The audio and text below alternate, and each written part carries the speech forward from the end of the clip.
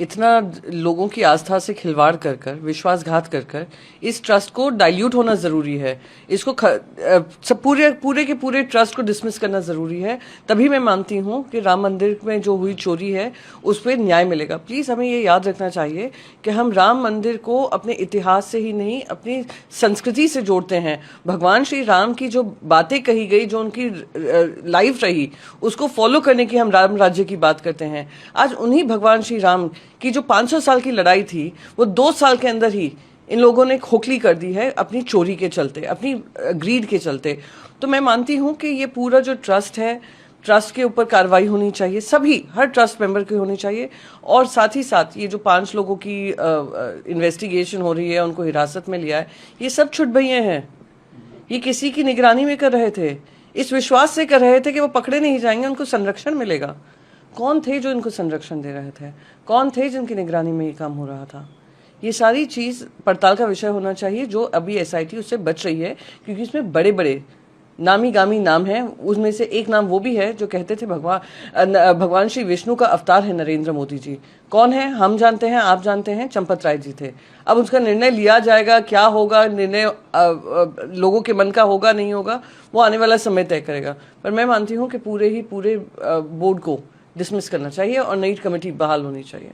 Ma'am, संसद के monsoon सत्र की घोषणा कर दी गई है। पार्लियामेंट्री अफेयर्स मिनिस्टर किरण रिजिजू साहब कह रहे हैं कि 20 जुलाई से 13 अगस्त तक ये सेशन चलने वाला है। इस बीच कांग्रेस पार्टी और जयराम जी का बयान है, वो कह रहे हैं हम जानते हैं कि डिलिमिटेशन बिल और वन नेशन वन इलेक्शन का बिल लाया जा सकता है, इस पर हम बातचीत कर रहे हैं। बीजेपी पार्टियां तोड़ रही है, लेकिन 2/3 जो बहुमत है वो नहीं मिलेगा, आप आश्वस्त रहिए। देखिए, इस बात का पूरा किसी तरीके का संदेह नहीं है कि जिस तरीके से भारतीय जनता पार्टी को वो 2/3 मेजॉरिटी नहीं ला पाए थे, उसके बाद टीएमसी की हार होना, टीएमसी के सांसद टूटना, टीएमसी के जो सांसद टूटे हैं वो एक नई पॉलिटिकल शेल फर्म में भर्ती हो जाना, अपने आप को सस्पेंशन से बचाने के लिए, डिस्क्वालिफिकेशन से बचाने के लिए, दिखा रहा है कि पूरी की पूरी जोड़ तोड़ की कोशिश की जा रही है। चाहे शिवसेना यूबीटी के हमारे सांसद हों जिनको लिया गया, तो वो दिख रहा है कि सोची समझी रणनीति के तहत पार्टियों को तोड़ा जा रहा है।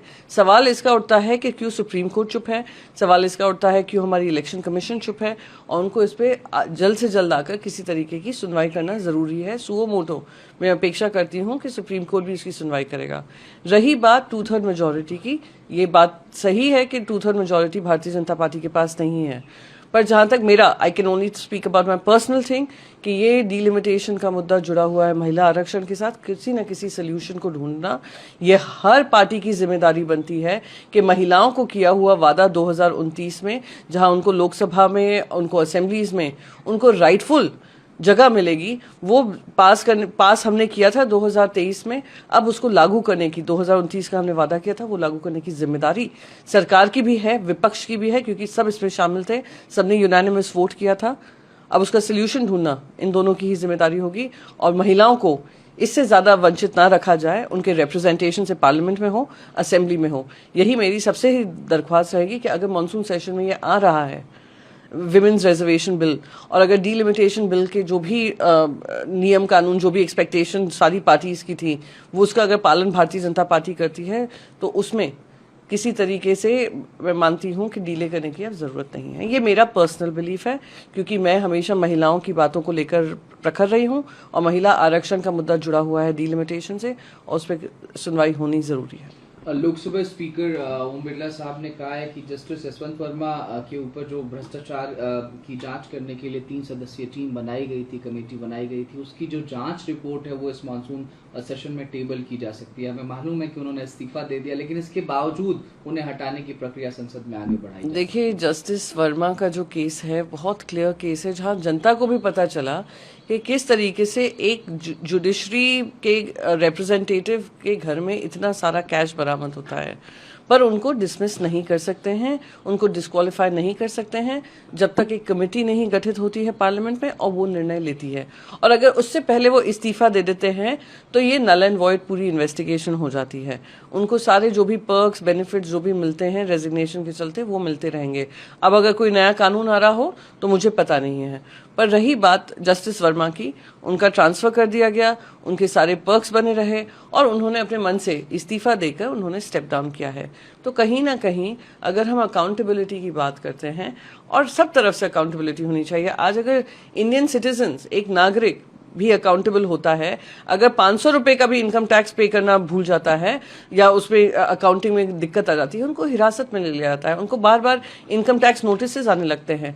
सिमिलरली आज अगर कोई पॉलिटिकल फैमिली हो या पॉलिटिशियन हो, उनके सारे अकाउंट्स पॉलिटिकली सेंसिटिव अकाउंट्स कर दिए जाते हैं, उनके सारे बैंक अकाउंट मूवमेंट्स को सेंसिटिविटी से देखा जाता है, और अगर गॉड फॉरबिड कुछ हेरा फेरी में लगते हैं उनको भी अरेस्ट कर लिया जाता है।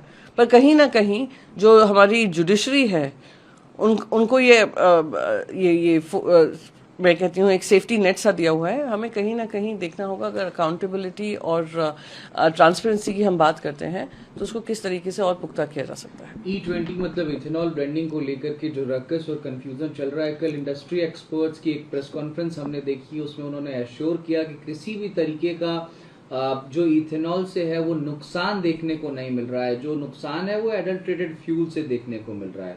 इस बीच हम एक प्रोटेस्ट भी आज देख रहे हैं, तहसीन पूनावाला जिसको लीड कर रहे हैं, आज जंतर मंतर पर वो प्रोटेस्ट कर रहे हैं। इंडस्ट्री एक्सपर्ट सामने आए, उन्होंने पूरा ब्लेम कर दिया कि ये एडल्ट्रेटेड फ्यूल की जिम्मेदारी है साहब। देखिए E20 को के चलते बहुत सारे लोग अपनी अपनी दिक्कतों को बता रहे हैं, सोशल मीडिया पे जोर जोर से चीख कर उम्मीद कर रहे हैं कि केंद्र सरकार उनको सुनेगी। वो क्या चाहते हैं कि केंद्र सरकार उनको सुने।